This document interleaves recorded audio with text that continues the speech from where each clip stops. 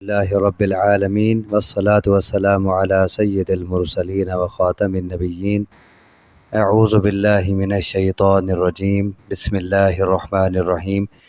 سورۃ طٰہٰ آیت نمبر 131 سے وَلَا تَمُدَّنَّ عَيْنَيْكَ، اور ہرگز نہ اٹھائیں آپ اپنی آنکھیں، إِلَىٰ مَا مَتَّعْنَا بِهِ، اس چیز کی طرف جس کے ساتھ فائدہ دیا ہم نے، ازواجا منہم، کئی قسم کے لوگوں کو ان میں سے، زہرۃ الحیات الدنیا، دنیاوی زندگی کی زینت کا،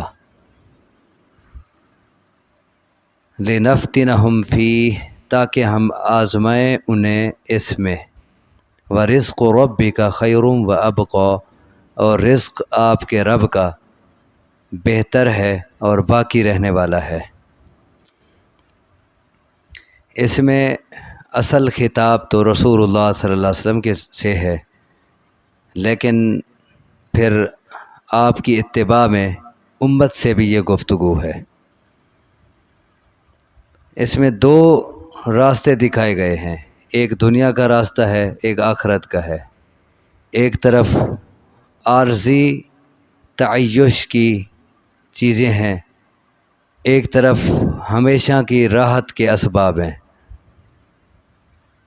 تو فرمایا وَلَا تَمُدَّنَّ عَيْنَيْكَ إِلَىٰ مَا مَتَّعْنَا بِهِ أَزْوَاجًا مِّنْهُمْ زَهْرَةَ الْحَيَاةِ الدُّنْيَا، آپ اپنی نگاہیں بالکل نہ اٹھائیں اس چیز کی طرف جس کے ساتھ ہم نے کافروں کی کئی اقسام کو فائدہ دیا ہے، کافروں میں سے کئی قسم کے لوگوں کو فائدہ دیا ہے دنیاوی زندگی کی زینت کا۔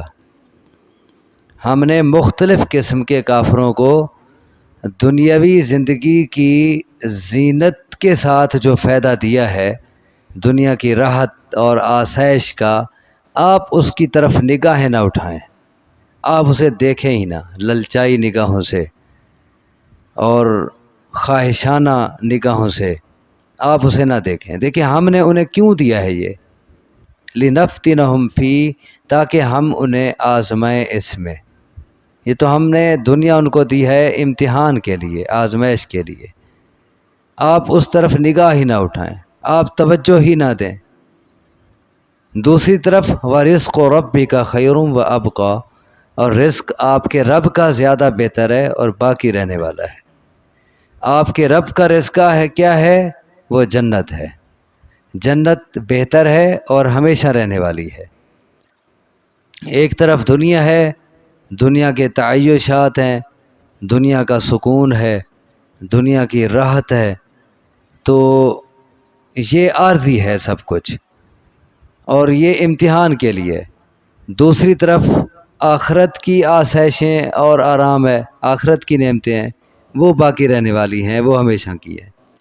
دیکھیں جو شخص للچائی نگاہوں سے دنیا کو دیکھنے لگ جائے کہ فلاں جو ہے اس کے پاس زیادہ ہے، فلاں کے ساتھ اعلیٰ ہے، فلاں کے پاس، تو اب وہ زیادہ کی خواہش میں یا اعلیٰ کی خواہش میں وہ دنیا میں کھو جاتا ہے اور دنیا کا ہو کے رہ جاتا ہے، اور پھر وہ اعلیٰ مقاصد حاصل نہیں کر سکتا۔ اعلیٰ مقاصد کیا ہوتے ہیں؟ آخرت کمانا، اللہ کا قرب حاصل کرنا اور اللہ کے دین کو سیکھنے کے لیے، سکھانے کے لیے وقت نکالنا، یہ اعلیٰ مراتب ہیں اور اعلیٰ مقاصد ہیں۔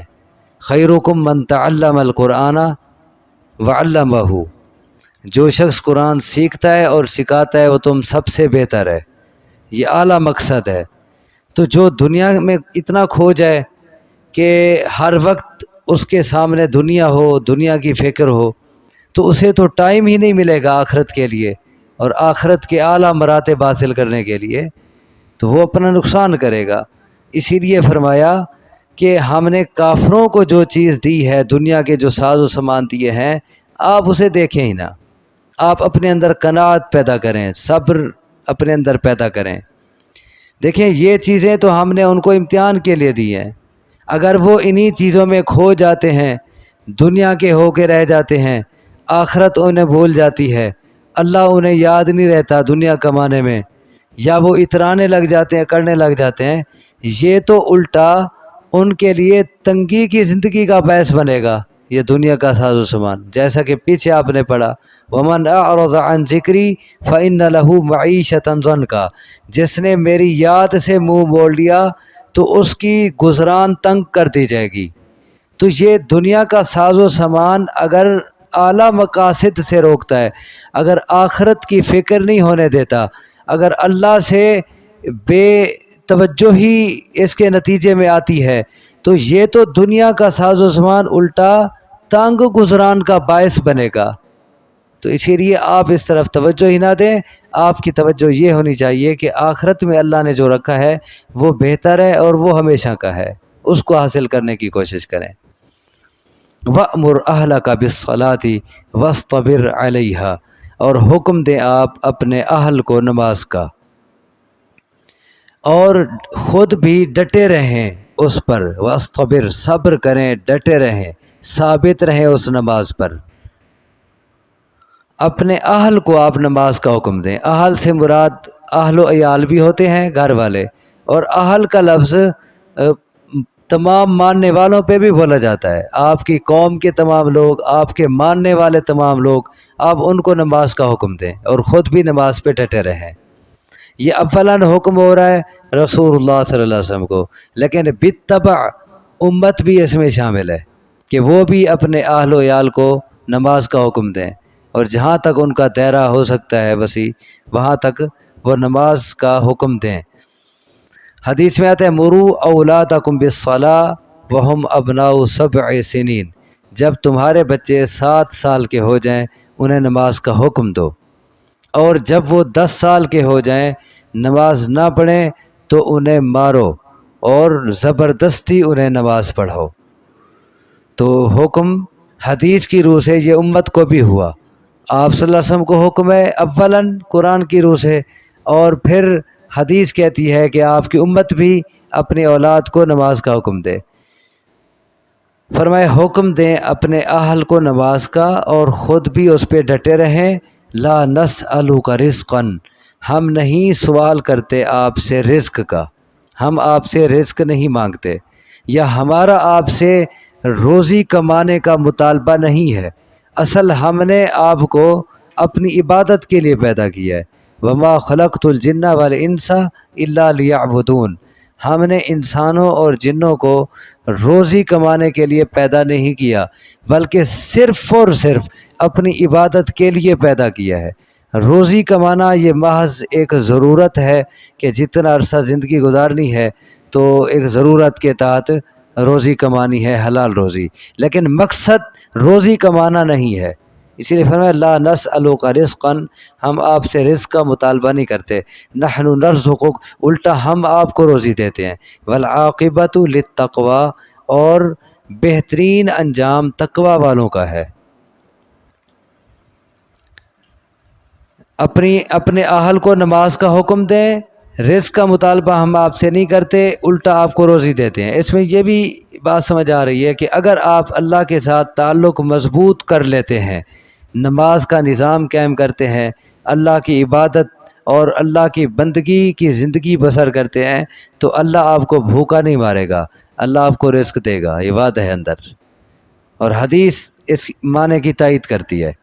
جامع ترمذی میں ہے، رسول اللہ صلی اللہ علیہ وسلم فرماتے ہیں کہ اللہ کہتا ہے، حدیث قدسی ہے، اے ابن آدم تفرغ لعبادتی، تو میری عبادت کے لیے فارغ ہو جا، یعنی فراغت نکال دنیا کے دھندوں سے، میری عبادت کے لیے فراغت نکال، میں تیرے سینے کو غنا سے بھر دوں گا، میں تیرے سینے میں غنا پیدا کر دوں گا، اور میں تیری ضرورتیں پوری کروں گا، اور اگر تو نے ایسا نہ کیا تو میں تیرے دونوں ہاتھوں کو مشغولیت سے بھر دوں گا اور تیری ضرورتیں تب بھی پوری نہیں کروں گا۔ اب دو باتیں، اگر تو میری عبادت کے لیے وقت نکالے گا، جو ذمہ داری کے اوقات ہیں، فرائض کے اوقات ہیں، اگر تو ان کے لیے ٹائم نکالے گا تو دل کا غنی بن جائے گا، تیرے اندر صبر اور قناعت کی صفت پیدا ہو جائے گی. تجھے جو ملے گا تو اسی پہ خوش ہوگا، مطمئن ہوگا، اور تیری ضرورتیں بھی میں پوری کروں گا. اور اگر تو ایسا نہیں کرے گا تو دنیا کے دھندوں میں مزید پھنستا چلا جائے گا، مزید ٹینشن کا شکار ہو جائے گا، لیکن اس کے باوجود تیرے مسائل حل نہیں ہوں گے. یہ جامع ترمذی کی روایت ہے. اس حدیث اس آیت کی تائید کر رہی ہے کہ آپ اپنے اہل کو نماز کا حکم دیں، خود بھی نماز پہ ڈٹے رہیں. ہم آپ سے رزق نہیں مانگتے، آپ کو رزق دیتے ہیں. والعاقبۃ للتقویٰ، اور بہترین انجام تقویٰ والوں کا ہے. دنیا میں بھی بہترین انجام اور آخرت میں بھی بہترین انجام کن کا ہے؟ تقویٰ والوں کا. اس بارے میں ایک اور حدیث آتی ہے، وہ بھی جامع ترمذی کی روایت ہے. رسول اللہ صلی اللہ علیہ وسلم فرماتے ہیں کہ جو شخص آخرت کی ہی فکر کرتا ہے، صرف جو شخص اپنا مطمع نظر آخرت کو بنا لیتا ہے، تو ہم اس کے دل کو غنا سے بھر دیتے ہیں اور اس کے مسائل کو ہم سمیٹ دیتے ہیں. اور دنیا اس کے پاس بھی آتی ہے لیکن بے قدر ہو کے آتی ہے. دنیا اسے بھی ملتی ہے لیکن تب بھی اس کی نگاہوں میں دنیا کی قدر نہیں ہوتی، کیونکہ دنیا کی وقت ہی کیا ہے. ویسے حدیث میں آتا ہے کہ اس دنیا کی قدر و قیمت، اس دنیا کی وقت اللہ کے ہاں ایک مچھر کے پر جتنا بھی نہیں ہے. اگر مچھر کے پر جتنا بھی اس دنیا کی وقت ہوتی تو اللہ تبارک و تعالیٰ کافر کو ایک گھونٹ پانی کا بھی نہ دیتا. اسی لیے جو شخص اپنی فکر آخرت کو بنا لیتا ہے تو ہم اس کے دل میں غنا رکھ دیتے ہیں اور اس کو ہم اس کے معاملات کو، اس کے مسائل کو سمیٹ دیتے ہیں، اور دنیا اسے بھی ملتی ہے لیکن بے قدر ہو کے ملتی ہے. یعنی اسے اس کی نگاہوں میں دنیا قدر نہیں ہوتی. اور اس کے برعکس جو شخص اپنی فکر صرف دنیا کو بنا لیتا ہے، صرف اسے دنیا کی فکر ہے، اسے آخرت کی فکر نہیں ہے، تو ہم اس کی آنکھوں کے سامنے فقر رکھ دیتے ہیں. جتنا اس کے پاس دنیا آ جائے لیکن اس کے آنکھوں کے سامنے پھر بھی کیا ہوتا ہے؟ فقر. یعنی بخل اور حرص اور لالچ اس کی ختم نہیں ہوتی، وہ ٹینشن کا شکار رہتا ہے. اس کے پاس ایک وادی آ جائے وہ کہتا ہے اور وادی ہو مال کی بھری ہوئی، حدیث کی روح سے. دو وادیاں بھر جائیں وہ کہتا ہے تیسری وادی آ جائے. بس وہ اسی فکر میں رہتا ہے. اس کی آنکھوں کے درمیان ہم فقر رکھ دیتے ہیں اور اس کے معاملات کو ہم بکھیر دیتے ہیں، اس کے مسائل بڑھتے چلے جاتے ہیں، لیکن دنیا اسے اتنا ملتی ہے جتنا اس کے نصیب میں ہوتی ہے، زیادہ نہیں مل جاتی. تو سوچ کا فرق ہے. جو آخرت کی سوچ رکھتا ہے صرف، اللہ اس کو بھی دنیا دیتا ہے لیکن ساتھ اسے اطمینان کی دولت دیتا ہے، معاملات سمیٹتا ہے. لیکن جو صرف دنیا کی سوچتا ہے تو دنیا اسے ملتی ہے اتنا جتنا نصیب میں ہوتی ہے، لیکن اس کے ساتھ ساتھ مسائل بڑھتے چلے جاتے ہیں، لالچ ختم ہونے کا نام لے لیتی اور حرص بڑھتا چلا جاتا ہے. اللہ تبارک و تعالیٰ سے دعا ہے مجھے آپ کو سمجھنے کی، عمل کی توفیق عطا فرمائے. اقول قولی ھذا واستغفر اللہ لی ولکم، وآخر دعوانا ان الحمد للہ رب العالمین.